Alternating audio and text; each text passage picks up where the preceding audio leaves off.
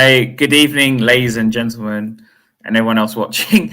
This is Harry from Hotspur TV back with another preview show with Harry again. Just so you guys know, TJ will be back soon. So he should be back in I think a couple of weeks, and then early in the new year. So it will be the three of us eventually. But well wishes to TJ, and he should be back soon. So unfortunately, guys, we're gonna have to talk about the Brighton game first. I can't even talk about this. So Harry, I'll let you go first before I go on like a 10-minute rant. So you can go first. Yeah, that's fine. Brighton, really poor. For me, our worst performance of the season. That first 75 minutes is shocking, unexpected. You know, we sat on here before and went, it's not going to be difficult. It's not going to be easy. It might be a draw, etc. And even if we do lose the game, but to be 4-0 down by 75 minutes, sitting there going, if it wasn't for Vicario, it could have been a cricket score, is concerning with or without injuries. There's a couple of positives I can take up the game, and that is that we fought it back to 4-2 from fresh legs, etc., off the bench, and we probably should have deserved to get a third. It's one of those games that we could have got a point out of it, but also could have lost about 6-0. So we were awful. Until the changes were made. And it was really good towards the end, really promising. We rattled Brighton, and I just wish that game went on for another 10-15 minutes longer, because it would have been really interesting to see what happened. And the second positive is to see Valise come off the bench and score. We saw how much it meant to him, which is, is great as an individual and what he could bring to the team. So that was just great to see him score. But it was, one of those days where Richarlison got caught offside a couple of times, really unlucky not to score. Højbjerg hits the post. But generally, defensively, I'm very concerned. If we concede 4 goals for a Brighton side without the best attacking player in Matoma, and perhaps the best creator in the likes of Enciso, best fullback in Tariq Lamptey, I do worry how we get on against Bournemouth, the Premier League's most informed side that have taken 21 points from the last 24 available, which is a huge concern. Solanke, form speaks for himself. We'll talk about most informed team. He's got to be the most informed player. Can't quite tell you the statistic, but I know he's got a hat-trick in the last week or so. Scored against Fulham. I think he's got 11 Premier League goals. I might be wrong though. Some correct. Yeah, he's definitely into double. He's definitely into double figures now, and he's right up the top. Yeah. So not happy at all. I'm just glad that we showed that never give up. No, here's JJ. He's going mad. It's just he can't speak. he's busy at the moment, so he can't come on. JJ's wanting to just going mad. Now I'm going to say a lot of stuff. So first of all, I didn't like Ange's comments. I kind of agree with TJ in the chat after the game when he said the players were tired, because these players have played one cup game where they didn't actually play, most of them. They were rested all season. So to me, that's like alarm bells. That how can these players be tired? We're halfway through the season. It's not. I know they're playing this high intensity, which is kind of what I brought up in the last stream we did on here, where I said that maybe because they're playing such high intensity, it's like catching up to them. If that makes sense, Yeah, it may be. But you can't really argue that because they're only playing they're not playing any cup games, and the team that played in the cup that one game was basically everyone was rested apart from maybe like 2 players. So I don't. They can't be tired. And for me, it's more just like. The way we started the game was absolutely awful. We haven't started a game on that, like you said, all season. And Brighton were just on us. We couldn't get out. I think we had 2 shots altogether, maybe in the first half, if I can remember. Yeah. Which is quite frankly embarrassing. Yeah. So can I just say that I tolerate losing to Brighton because I recognise that. They need a result. We talked about on here, Brighton need a statement win. And I was talking about how they need to probably not only win, but convincingly win. They need to send out a statement to the Man United and Newcastle. Everyone inside that top 4, Brighton is still in this. When they get their players back, they're going to be strong. And I think they've pretty much done that, certainly the first 75 minutes. I can tolerate losing to Brighton. With the players we've got available, so this was a matter of time, let's face it. I kind of expected a lot more. We went into the game. I'm not saying we expect us to walk the game. I just thought we'd actually put up a fight. We didn't even put up a fight. Well, I said to you going in the game that I'd take a point, and there you go. But the Forest and Everton performance, it wasn't convincing. Everton, being honest with you, put the Spurs bias to the side. Yeah. Everton we were lucky. Everton were unlucky. Probably should have been a draw. Forest wasn't great in a better opposition, or Forest now under Nuno. 2 excellent results, by the way, in a few days, and we're in big trouble. So it was coming, but. Still, with or without injuries, you can't go 4-0 down. that just isn't acceptable against Manchester City, let alone Brighton, and that is really concerning. I know at the start of the project, I'm just glad we fought back. I'm impressed at Anchit because his changes were way too late. At halftime, he should have made like 2 or 3 changes because I don't know why, especially if these players are supposedly tired.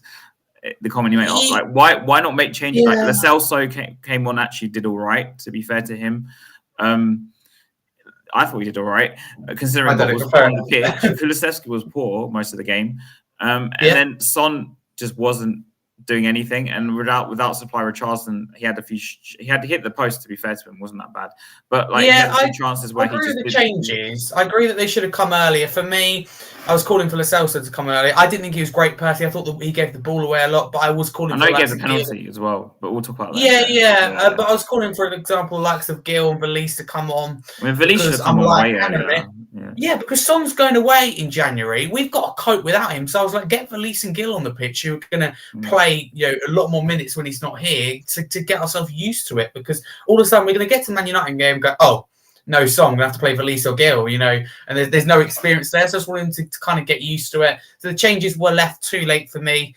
But it's almost like with Ange, I've noticed a pattern, right, with his changes. Yeah. This is very... I don't know if this is a criticism or praise. So people take this however they want. So I've noticed when his plan complete, he gives up on his plan completely. He just goes 4-4-2. He chucks on Vélez or whoever, and he moved because if you notice that again, he moved Kulusevski back to the right, and he pushed whoever it was to the left, and he had I can't remember if it was in the centre with Lo Celso and someone else in the midfield, and he pushed Vélez up front with Vélez up front with Son, I think in the end, and so he kind of throws it all out the window. Does Ange have a plan B though? That's not really a 4-4-2 hitting home. Is there a plan? That's the only time the game we were actually doing anything. But at the same time, Brighton kind of put their foot off the gas. I thought. Yeah, so let's be really clear, right? Our worst performance of the season by far, but I want to give credit to Brighton because they were really good. They came out really good. Unlucky not to be, to have scored more in the game. If it wasn't for Vicario, Welbeck shot. I don't know how Vicario gets to that. They've got 2 penalties. I'm sure we get onto it. They're both, clear and obvious penalties. I don't know what we're doing for either of them, especially the first one and Kulusevski. I don't even know what he was thinking. Idiotic, and he's now suspended for Bournemouth. Twice he's done that, pulling someone's shirt. It's a clear foul. It is in this game. You just got to accept that. So it's really, really poor. What I don't understand, Harry, is why do these players do it when there's VAR? Even more, I just don't understand. I don't know. I think it's a sense of. I don't know. I think Kulusevski's like, I've lost my man here in Welbeck. I've got to pull his shirt now. No, nothing annoys me more. Right, Has this annoys me, but what annoys me even more is Gil done it, but he's not the only one. Gil done it against Brian, where you lose the ball because they take 1 too many touches. So they lose it. Then they give away a foul. That really annoys me. You're trying to make up for it, but you just made it even worse. Oh, they get themselves booked. That so frustrates me. I'd rather them get back into the position, your defensive position. And you don't have to necessarily win the ball back, but every player in trying to do it gives away a foul, and that really annoys me. I'm like, now you're giving away a foul as well. And Kulusevski, it's just really poor from him. He should know better than that. It's a clear foul. I don't know what he thinks he's doing. He had a really bad game, actually, considering he's done been quite informed the past month or so. I just think he panicked. I think he's frustrated in the moment. And this is the type of game where I go, perhaps it's a blessing in disguise that Romero isn't playing because... he would have... Yeah, we know what would happen there. I get that to an extent in terms of we were poor and he would feel let down because Romero would be sitting there, right? And maybe Basuma as well, knowing they've got the quality to beat Brian. They're a team of... If we had a team of Romeros or a team of Basumas, in their head, they're thinking, players... with the same ability or better ability than them, they think they'd be all right. I understand. I think you say that, but I remember it's a good point because for me that game was in defence. It was just we were absolute. The issue for me, there was no protection for the defence, and I like Højbjerg, and I thought he was unlucky not to score, but his role was to protect the back four, and there just wasn't that protection. I don't think Johnson, Kulusevski, Johnson was poor again. And when Son did track back twice, he lost the ball, one resulting in the goals. That was really frustrating. Reminded me of that FA Cup semi-final. I think with Son, to me, it is a case of tiredness because the guy's played so much football. And I get that, but surely he would have come off earlier.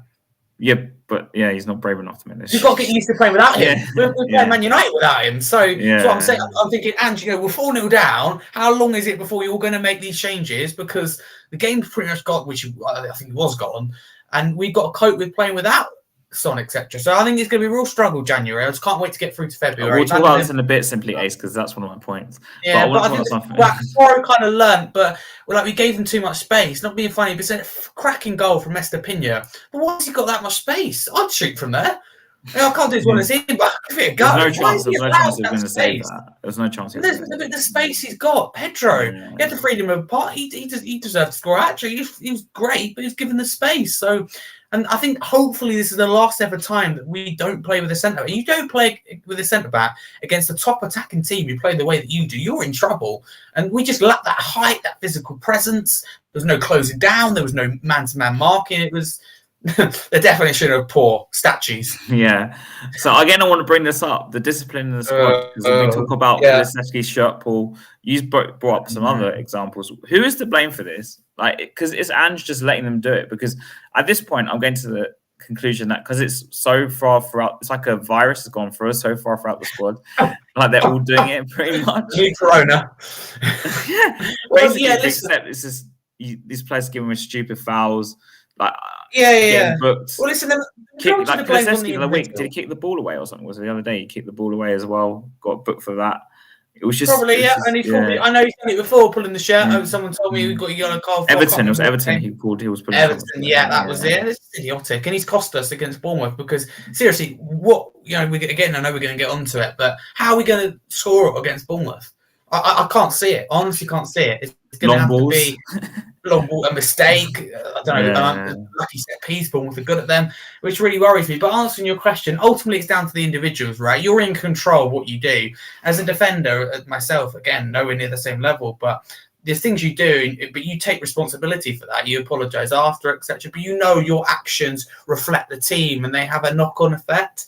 And I just think this needs to be more mindful, but ultimately it is down to the manager.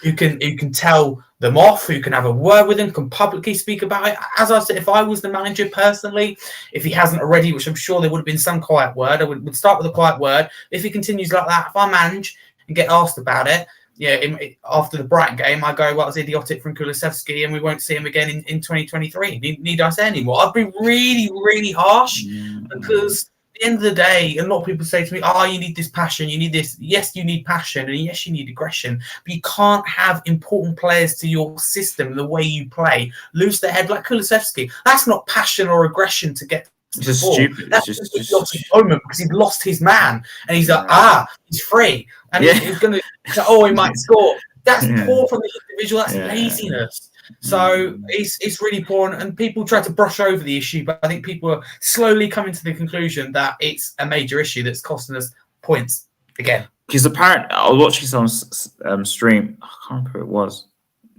Maybe it was Stell was on one of the streams I was watching earlier in the week on Kate Goal last Spurs. It was on that one, right? I think a lot of comments, by the way, moaning about songs. I have a long discussion with Stell. Anyway, so he says statistically speaking, this is like our highest total so far, like in a season, a highest fouls, highest ill discipline apparently statistically as well. Something he was saying that wasn't just like sort of reflected, at least from what we perceive as well, which is good.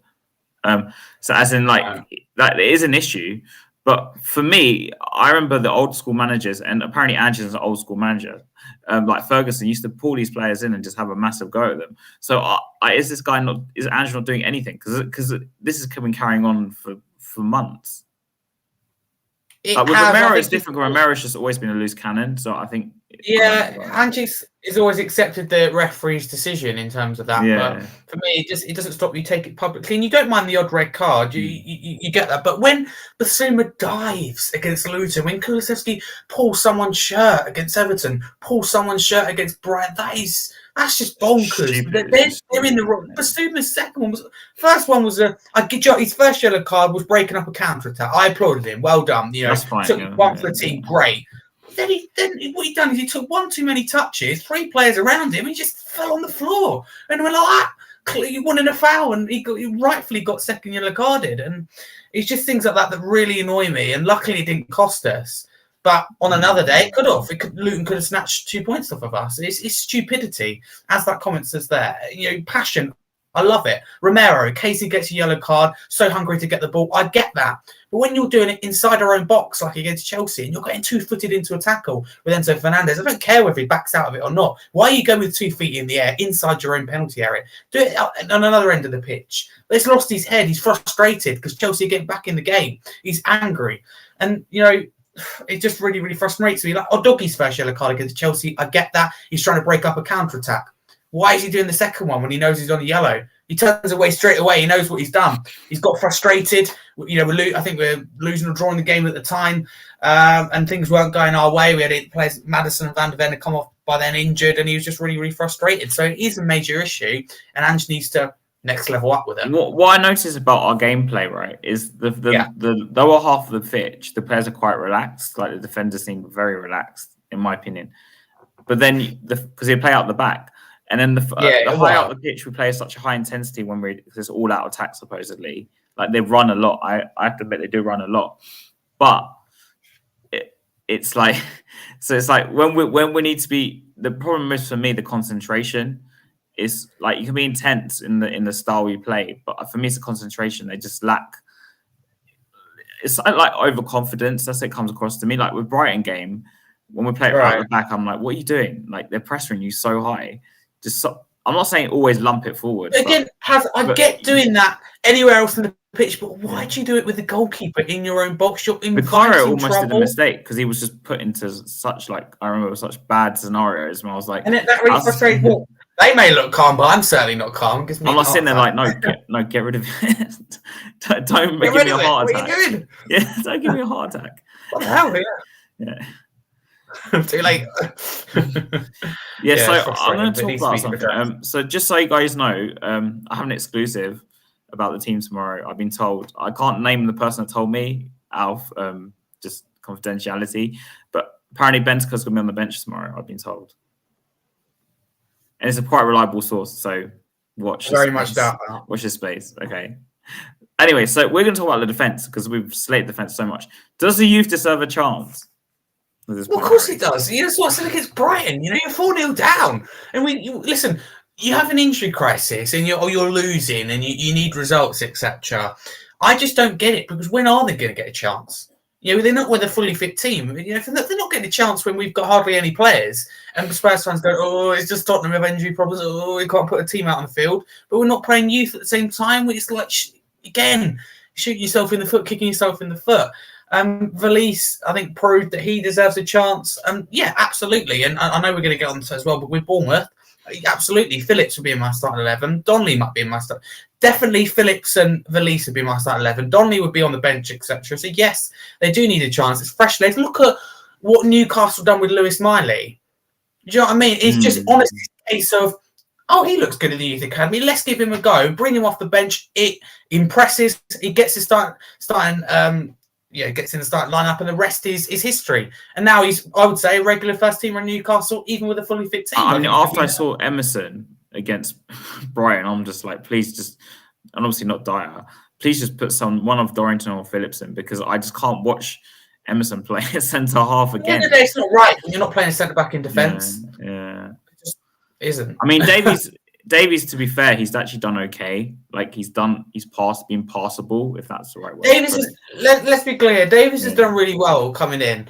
I think he's really impressed me. He's been very solid. Obviously, got a goal against Brian, and offers that presence in the box, and is doing really well defensively. But it's just next to him who to play. And for me, it's quite obvious. He did Phillips a chance.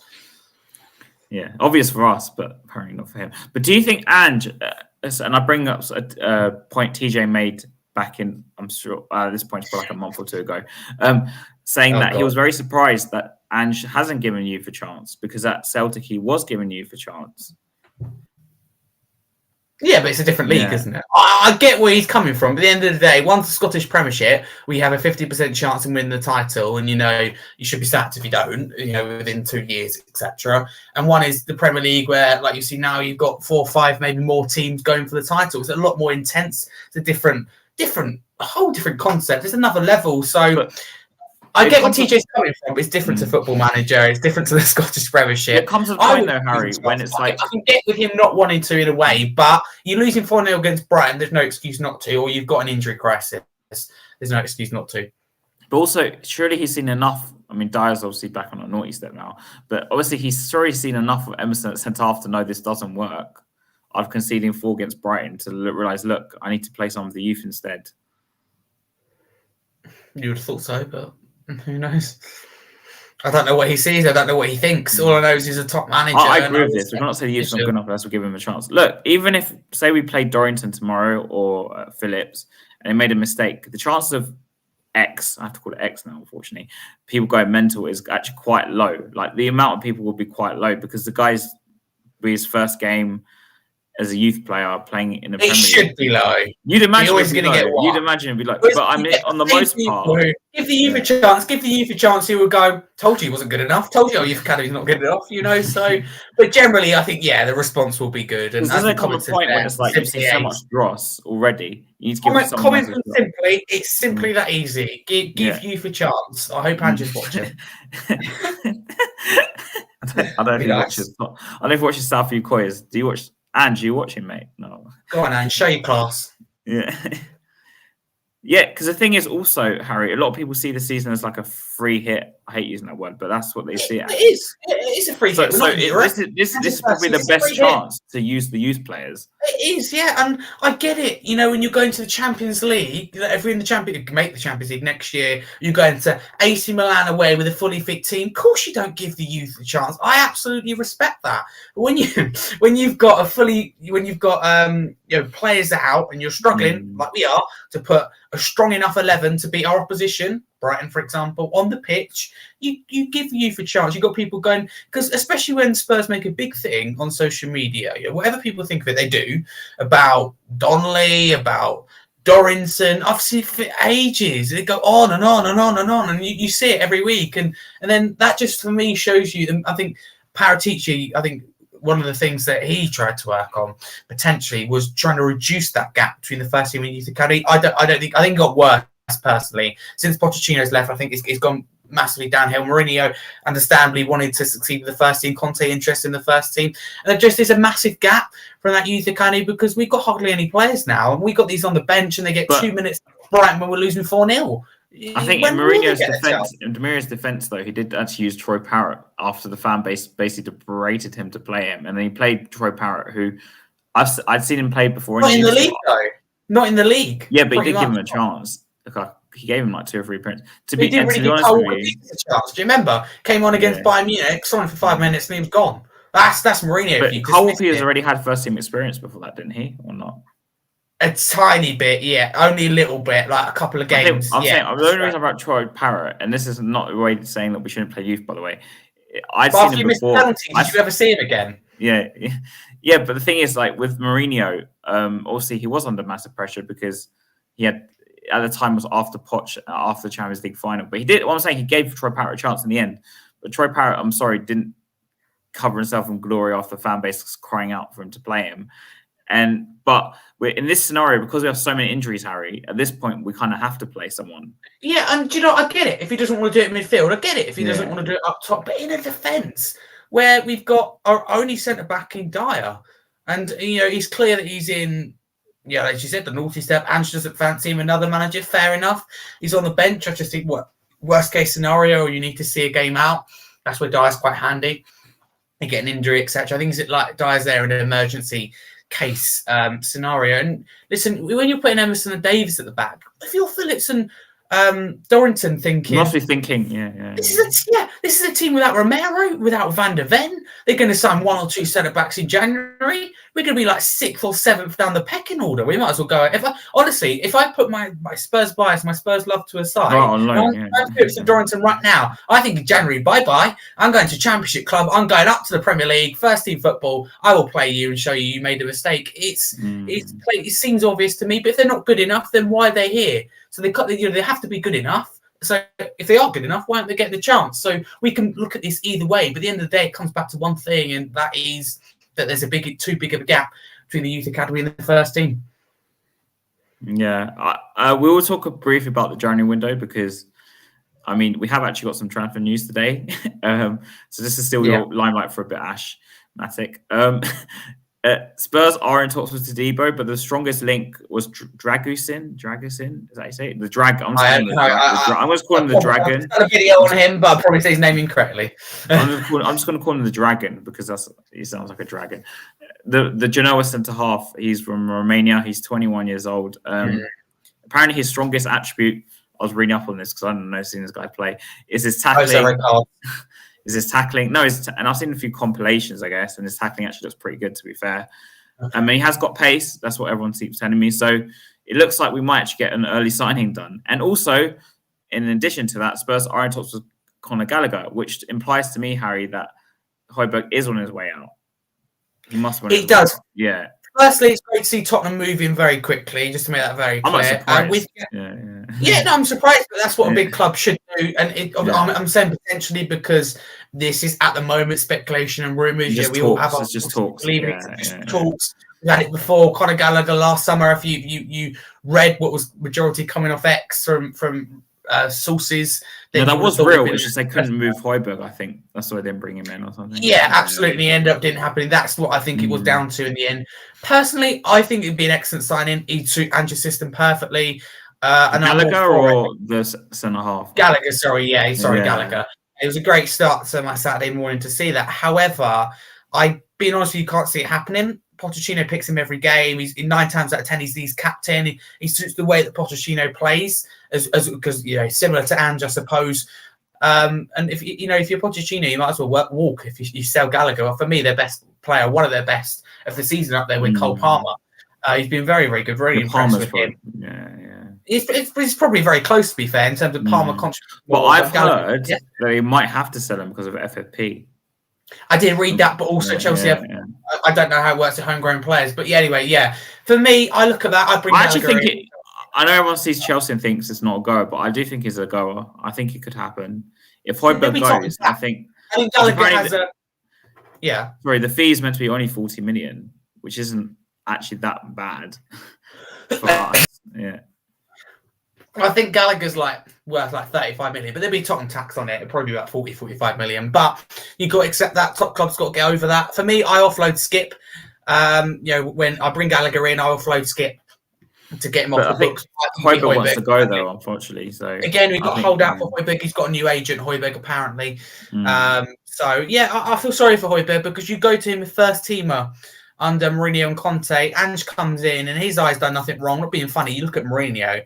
Probably second best player. He was our best player, second alongside Kane. I think he was better than Son personally. I think he was that important to the team. The way we played and when we got results, it's so important, offensively and defensively. To him to walk in and go, he just about gets probably the last man on the bench, and for him, that's got to be disheartening. Whereas anywhere else he can play first team football. So I do feel sorry for him, and he's kind of scapegoated by some fans as well. He's massively underappreciated, and we just saw he does have that threat going forward against Brighton. Defensively, really, really solid. So I really like him, and for me, Skip, I did like him. I like bits I saw when he went to Milan with partnership with Sarr. I thought they're both excellent. However, from what I've seen this season, he just doesn't cut it for me. I'm afraid maybe he's best in the Championship or abroad, etc. Maybe a low down Premier League club. Someone like Luton would be interested, I'm sure. I just don't think, for me, in this system at this moment in time, Skip is the right player, so I would sell him. But it will probably be Højbjerg. But Gallagher would be a good signing. But I actually think Ange ideally would want to keep Højbjerg. It's just that Højbjerg doesn't get enough minutes. As in for himself, he probably feel like he doesn't play enough. Yeah. But at the same time, you're actually going to sell both, do you? And with the. And at this point, can I sell one? But I can't see Gallagher happening because it's Chelsea, and he's so important to the way Poch play. So I think they'll do. I know FFP, etc., but they try and find ways around it. There's a lot of players that Chelsea could sell. Let's face it, and one of them it shouldn't be. I do think it's a goer though. I know you must think I'm crazy. I do think it's a goer though. For some reason, I think Chelsea will sell to us now because it's not a. I think now Roman Abramovich has gone. There's more chance, but still, don't tell me that a rival. There's going to be some kind of extra. Or I don't know if it's difficulty money added on because it's a rival. I believe I've only had 40 million banded about though, and I think 40 million Conor Gallagher, absolutely for me. Yeah, I think it's a brilliant deal. Honestly, we sell Højbjerg for say 20 to 30 million. You only and then I imagine some other people might leave in the summer. So in January maybe possibly. Would you sell Salsa in January for good I would keep Lo Celso. I actually think there's a player in there. There's a comment there from Simply Ace, if you don't mind bringing up about another attacking midfielder. Again, see, the we can't afford to let him go anyway, I don't think. Yeah, but the problem is, right, and it's the same with defenders. We're signing a top centre-back. You've got to think, when these players are back, they're not going to be happy to sit on the bench. So we want someone with good quality, but also is going to accept being in and out of the team. That's the beauty of hopefully having Europe next season, where they will get that guaranteed. This is what I was going to say, Harry. When you bring these players, you have to sell them Europe. That's what I would do. Personally, for me, I don't know what Lo Celso is valued at, but if I get a good offer, I would. But for me, you know how I would use Lo Celso? This is a bit unorthodox, I guess. I'm not unorthodox, but here we go. No, I would. Emerson in midfield moment. I'm not playing him out. It's not that much complicated. But I wouldn't play as a number 10 personally. I'd play him as an 8. I would just have, I'd have either Bentancur or Bissouma as the holders, right? So this is how I see on midfield, and Skip as like the spare, and then you have Sarr and Lo Celso as like there's 8s, and then the 10s Kapika, Lasevsky, and Maddison. And what I would do is I play Lo Celso with in like games where as an 8, in games where like the bottom 10 and the team when we're at home. Yeah. In games where we need to break down teams, I'd play him because Sarr. Don't remember, Sarr is like so important to our team. But in games when we have most of the ball, I think we might be able to afford to play Lo Celso instead of him to break down these teams. Yeah. With a fully fit team, and I respect it depends on their opponent, but if you're looking about your strongest team, midfield, the strongest midfield when everyone's already know what my midfield's going to be. That's 3. What would it be? 100%. Bentancur as the holding, number 6, and I've got Sarr's number 8 and Maddison as number 10. That's what I would do. Yeah, I agree with you. Yeah. I love Bissouma. Comment here. Someone who Simply Ace really respects Bissouma. I do. Abilities up there are the very best, but he needs to cut that, naive side out of his game. However, Sarr's played a lot of minutes for his age, so I'm sure we can interchange Bissouma and Sarr. However, I watched Sarr against Brighton. He's not as good without Bissouma. That's a good little partnership there. I actually think he does. Have Bentancur and Maddison in there. You want to play with 4 midfielders, then you have to take away one of the front 3, and Ange won't change the system. So can you imagine play 4 central midfielders? But Newcastle have had it as well, the fully fit team. That'll be a throwback. That'll be a throwback to Martin Joel days. Wilson, 2 top strikers, you don't remember this because you weren't in 2006. Right, those years, 2005. 2000. So we used to have Martin Joel as the manager. Anyway, he used to play a lot of the times. Right. Yeah. I'm sorry, we should use Lo Celso more. But anyway, so he used to play this. He had 4 central midfielders, right? In midfield, we had 4-4-2 still. Obviously, 4-4-2 was just the formation everyone played back then, or 4-5-1. It was before Mourinho came. Before Mourinho basically spread the 4-3-3 around the whole of the league, everyone started copying him. But because he was the first person I remember playing 4-3-3 in the Premier League. Anyway, so he used to play Tinio, who was a potential midfielder, a left wing sometimes, and he played Jermaine Genius, who's the pundit on. Yeah, he's playing on the right sometimes, and he had a midfield. You have a midfield sometimes of Carrick.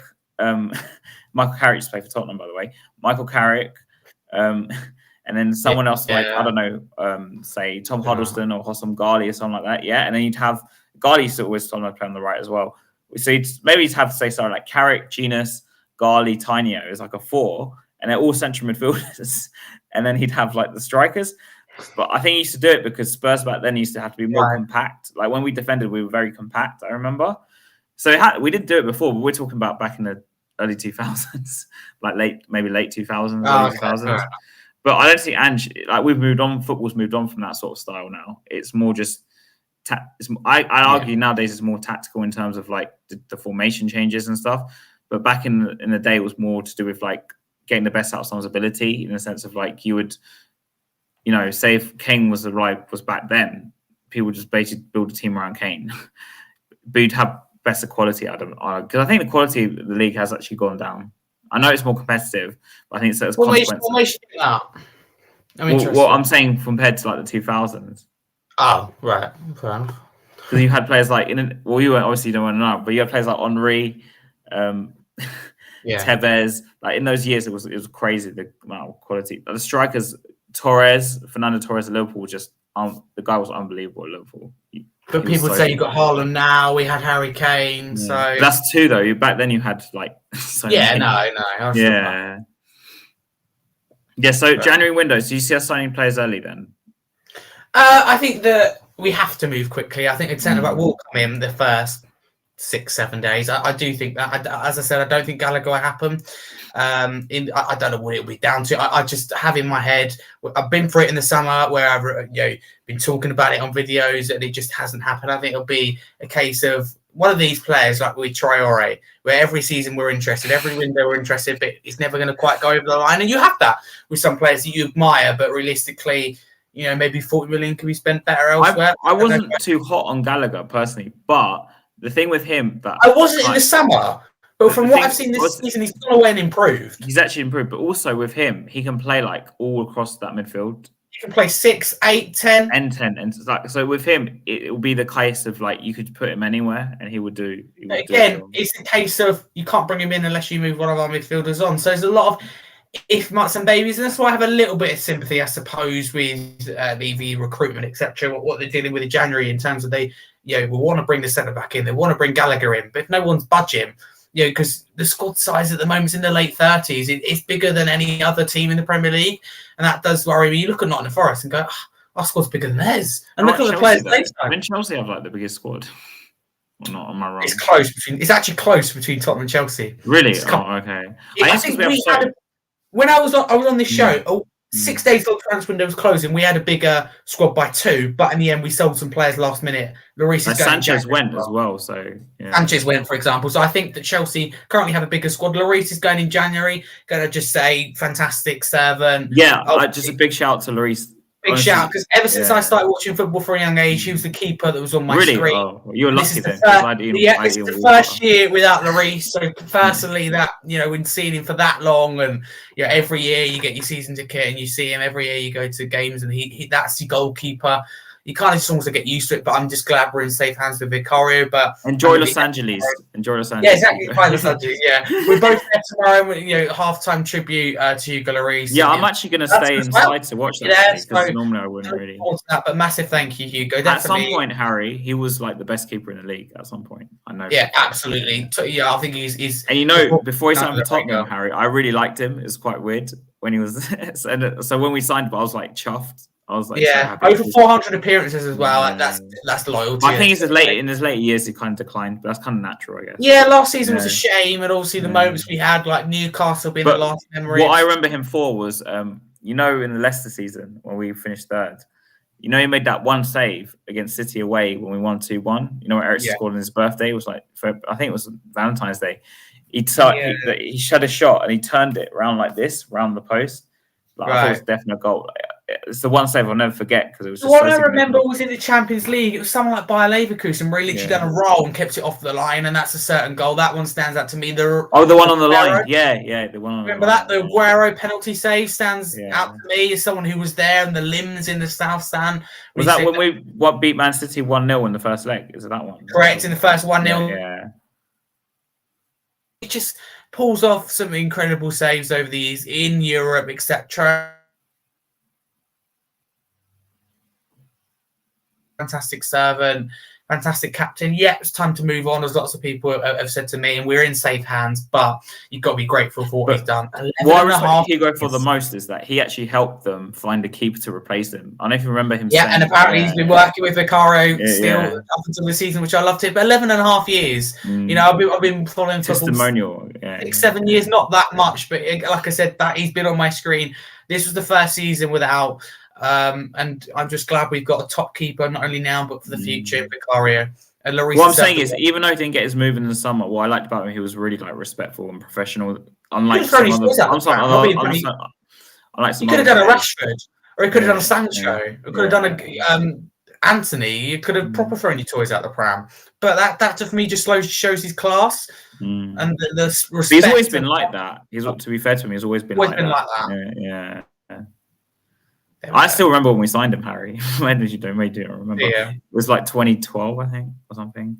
Yeah, no, 2013. Yeah, I think 2012. I would have been like 5. Because I used to follow. We have all these sites now. We have Twitter or X, right? But back in the day, I used to sit on News Now all day and just press refresh because all the news stories will come through there. And then like I did some crazy Good stuff. old YouTube, eh? Yeah. You can just tune into South View Coys or Scarface. Nowadays it's like YouTube or X. Up to date. Yeah. Love it. Yeah, but so I liked him a lot, and when we signed him, I remember I was so happy. It was a keeper I wanted us to sign, and I couldn't believe it happened. I was like, we're actually negotiating for Lloris. Like, is this actually real? But I think at the time he was quite under the radar, Harry. Like there weren't a lot of big teams chasing him, so we kind of got him just before he kind of would have been noticed. And then I think we just luckily picked him up. If I'm being honest, I don't know how we did the deal. And Levy almost messed that deal up because they agreed like 12 million or something. Or sort of 10 million, and on the last day, Harry goes, "Oh no, I only want to pay for 8," and it always messed up the whole deal. That's why the owner of Lyon hates Levy because of this. Oh really? Is that why we don't do much business? Because someone told me that's the story, Harry. It's because of Lloris. I always wonder why. Like, hey, why? There you go. I know we've gotten Ndombele off them, but it's because they did the deal quite quickly with that, I think. But in general, the owner, the chairman, hates Levy because of that deal. It was literally the last day he pulls up and he goes, "No, I only want to pay 8." This is literally what happened. I'm not joking. Like and then we thought the deal was going to get messed up, but he arrived in London. He did his medical. Listen, respect to Levy here. Levy's a good negotiator, right? A lot of people may call him silly. A lot of people may hate him. That's absolutely fine. But he knows what he's doing, and he's a tough negotiator.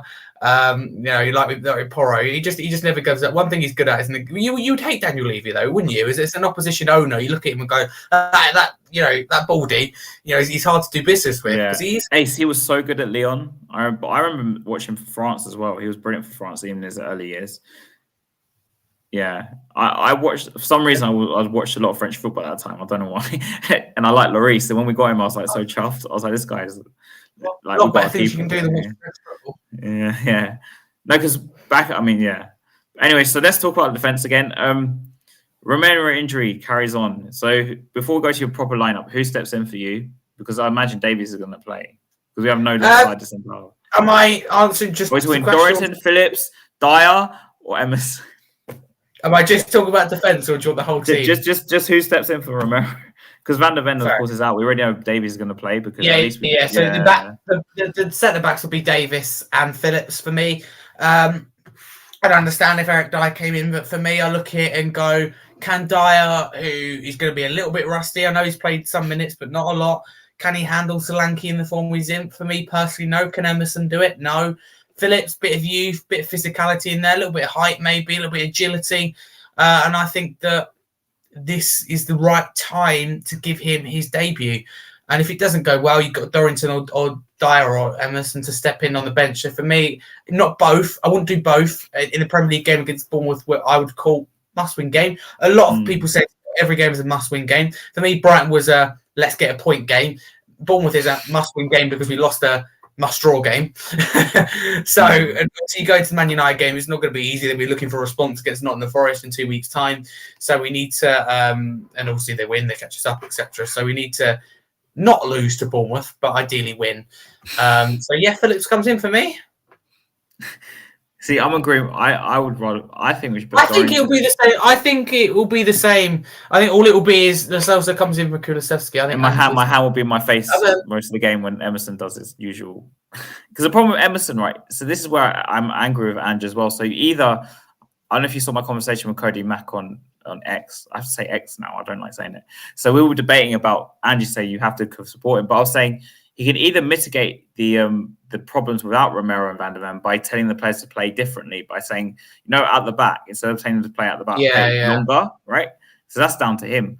Or you can give an experiment and try something different rather than playing fullbacks in centre half and playing actual centre halves, like give the youth a shot. Because we already know what Emerson's going to do. Like, I could tell you from now. Because he can't play out the back. And I'm not, so for me, I kind of agree with simply Ace. I know you were saying Phillips, I put Dorrington in. And the reason I say this is because I've actually heard better things about Dorrington from people than Phillips. And also, I think we need to give the Spurs youth to show them that there is like a pathway. So that's why I'd play Dorrington. Fair enough. Phillips for me, you go with Dorrington. We'll have to see, I guess. Yeah. Probably neither, but never mind. I mean, I think Phillips is more likely, if I'm being honest, but we all know who's going to play, unfortunately. Yeah, okay. My head in my hands. But so the actual team lineup, who are you going with, Harry? So you want me to talk you through the team? Yeah. A big moment. So for me, Vicario in goal, Doggy left back. I say it every time, but he impresses me for his age, so far ahead of where he should be. And he was like a shining light. So basically, it's like having a crumbling house. You've got a shining diamond in it. That was a Doggy against Brighton, or I don't know. You might quit. He had a good game, to be fair. Yeah. It's like you've got an earthquake collapsing, but I don't know. There's gold inside, etc. There's a light at the end of the tunnel. I like to say. So Doggy for me, Porro right back. Centre backs, Davis and Phillips, as I said. Midfield 3, where it gets interesting. This is going to get. What I would do is not what Andrew do. Sarr has to be in that midfield 3. I was going to say Kulusevski, but it can't. This is where it gets interesting. Or Sarr, Lo Celso has to be. And I would still put Højbjerg in there, but I think it'll be skipped because Højbjerg played the last game. I think it will be skipped as well. Yeah, I think it'll be skipped. But if I had to choose, I think Højbjerg, experience in this type of situation, he's used to going up against informed teams. His days on Mourinho, etc. He handled top teams, so it'd be Højbjerg, Sarr and Lo Celso for me. Front 3. This is going to be interesting, right? Because this is where the little change is going to be because I would play Valise up top because I think we've got to get used to when Son isn't here. Valise just scored a goal. He's full of confidence. Keep him in the team. Valise up front for me. Now this is where it gets interesting, right? Do you play Son? Do you not play Son? Obviously, you have to play Son. Son is on the left. And Charleston on the right. Not really sure about him on the left, and I can't leave Richarlison now because I think he's in good form. So I'm going to try Richarlison on the right, but I think Son and Richarlison can alternate. If it doesn't work, Richarlison goes on the left and Johnson comes on the right. But based on his last performance, and I don't believe in people dismissing Johnson, etc. But I think small questions have to be asked because that Brighton performance wasn't very good. I think it's just the end product, but he hasn't done enough to get. And I'm always someone, and you can back me up on this, Haz, who's done this show before and gone, right, you have to earn your start. I said it to Harry Kane. He had one bad performance last season. I said he shouldn't play the next game. You've got to set the standard. It doesn't matter about the profile of the player. Son wasn't great. So personally, he's on the edge. It's between him and Johnson to get the start 11. It's not about the profile of player. It's about the performance. The only issue with that, I'm not saying you're wrong, but the only issue for your team is that you're playing Richarlison on the right, who's not very good there. And Son, to be fair, on the left, it works. But then, you're kind of, I don't know. I don't know. Even though I'd be tempted to do something different. If it doesn't work, then at half time, Richarlison for me goes on the left. I put Johnson on the right. It's kind of thing that can be flexible, but I want Valise in there because we've got to get used to when Son's not here. We can't go to Man United and go, we've got no players. What do we do? So you got like someone playing Højbjerg because I think Højbjerg's going to play a lot of minutes in January, February. So get him in there. Interesting. Yeah. Yeah, not because of Højbjerg. No. If you look at the defence behind Højbjerg. Okay, so mine's going to be different. Not that he'll do this. Okay, Vicario, obviously, Udogie, Porro. I'm going Dorrington with Davies. And I'm actually putting Skip in, not because of this statistic. I just think we need the energy more at home to Bournemouth, and we'll have more like to have the ball. So I'm playing Skip, Sarr. Yeah. Right. Okay, so I'm going to do something really unorthodox. I'm putting Lo Celso as a number 10 behind Richarlison and Son. And you have to put Højbjerg in there and play 4-3-1-2. Okay. Let's face it. It's not. Because we're out of options. So we're stuck. Because I just don't want to play Johnson again. I think he doesn't. I don't base on his performance. Yeah.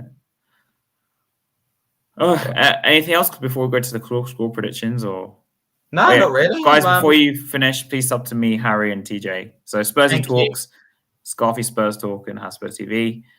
Okay, score prediction. We were both wrong last week. Go on, you go first. I'm saying 2-2. You're saying 2-2. I'm going to be negative. 3-1 Bournemouth. Wow. Solanke hat trick again.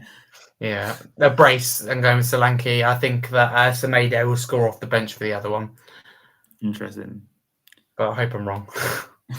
Wow. I mostly am, so I think that if I predict us to lose would probably win. Well, Sim Data's saying 4-2 to Bournemouth. Okay.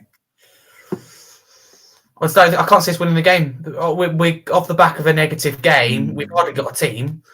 I think he has to do something different, Harry. He has to do something different. I'm not saying totally. I'm saying he won't. I know, but I'm saying he has to because he won't throw away his philosophy no matter who's playing. And I like that to an extent, but it can only go so far, though. No. Yeah. No, I agree. This is why me and TJ was saying that it's partly his fault that we lost some of these games. He hasn't changed I'm not discussing that. Because he didn't change the style, did he? He just carried on. No, I agree with that, but questioning his future is a bit over the top. Well, no, because if we did lose 4 or 5 games, we wouldn't be sitting here saying, "Oh, wow." But he's still the right manager. How do you know that? As far as I can say, we can lose every game in January, but I'm still behind the guy. So if we lose 3 games on the trot, 4 games. Come back. If we lose 6 games on the trot, I'm still behind him. I can extend it if you like. Because I know he's the right guy. Yeah, I mean it. We can lose every game in January and February if you like, but I know he's the right guy. With the right reinforcements and recruitment in January, we get our players back. I know that we had any other manager, we wouldn't be inside the top 5 at the moment. I think we have to be realistic as fans and go, what Ange has done in such a short period of time, complete transformation. But if we lose 6 games, we could be like all the way down the table. Absolutely incredible. I think it's incredible. But if we lose 6 games on the trot, we could be all the way down the table. We could be in like the relegation dog. I respect that, but you said it's a free hit. Can't contradict yourself now. Not really. I didn't say it's a free hit. You get relegated, it's just a free hit. Why not? Go get it next season. That's your words. So you haven't got relegated with Ange? What? No, I wouldn't be. That's why I'm questioning if you're saying it. You're saying it's a free hit. No, I'm not saying it's a free hit. I'm saying this is what people are telling me. It's a free hit. You said earlier. People say it's free hit. I agree with that. You did say it, to be fair. We're choosing waiting for 500. Really? I thought you were like. Do you mean 1.5K? No, that's more than 500. Do you 1.5K, Marlon? Because it can't be 500. Yeah, 1.5K. Yeah, okay. Sorry, I was like, what? Marlon, you're worrying us. We did a bad job and we've lost everyone. Yeah. Anyway, so before we leave, anything else you want to say? It's been quite a short show, actually. No, just come on, you Spurs, and let's get all our players back, and let's get business done early in January. Yeah. Ooh. He's more confident than me and you, to be fair. Love the confidence, Bob. I wish I shared that. But with that defence we have, I just don't even know. We can see 3 goals. I can't see scoring. I don't see 3-1, but where are we going to score from? Their manager is quite unknown, but he's actually done all right. Iriola, yeah, I like him. Yeah, come back tomorrow 7:30 for the reaction show. I don't know what I'm going to be then, so I can't say if I'm going to come. Yeah, Marlon, if you're listening, I worked out because I don't think I'll be able to do the match reaction show tomorrow. I worked out when I could do it. I think it was Man United that I could do, but I want to definitely do one. But I need to get back to you. I could probably do Man United because only it's too late by the time I get back. Probably do it. Yeah, I could do Man United, Marlon. So I probably could do it, but I don't know from now. It's too early. It's like 2 weeks. Yeah. Well, tomorrow I've got like family over and that. And I got when I get in. Because you know what happens now. Sometimes I have friends around watching the game, so I can't really like just. No, exactly. Tell them to leave. Just want to go on a shoot for 3 hours. Get out! Yeah, exactly. And I just say to everyone as well, go check out my channel, Scarfy Spurs. Go subscribe to. Not definitely. I'm hoping tomorrow, maybe the first match day vlog that I may do. I'm going to certainly aim to do it. It's whether my phone decides whether it's going to die or not, or whether the camera works or not. We have to see. Probably not. But I'm going to give it a go because the idea when I suggested it seemed popular. So there could be a match reaction tomorrow. There'll definitely be. We've already got a match preview out. There'll definitely be match reaction, etc. It'll be a weekly live show Monday 8 p.m. And we've got some fantastic guests on in January and February. Got like Davina THFC on. We've got fantastic people both from men's and women's football representing lots of different clubs, getting opposition views, etc. We've got half of the last one Spurs crew on in February, etc. And so you've got loads of top people in the Spurs content creation and Spurs like just general industry coming on. So check out Mr. Black as well is on by the end of February as well. Mr. Black? Who's Mr. Black? You've not seen him on TikTok? 150,000 followers. No, I don't have TikTok, so I wouldn't really know who Mr. Black. You have an account though, don't you? You just don't use it. I just don't use it. Yeah. I'll show you after. He's a nice guy.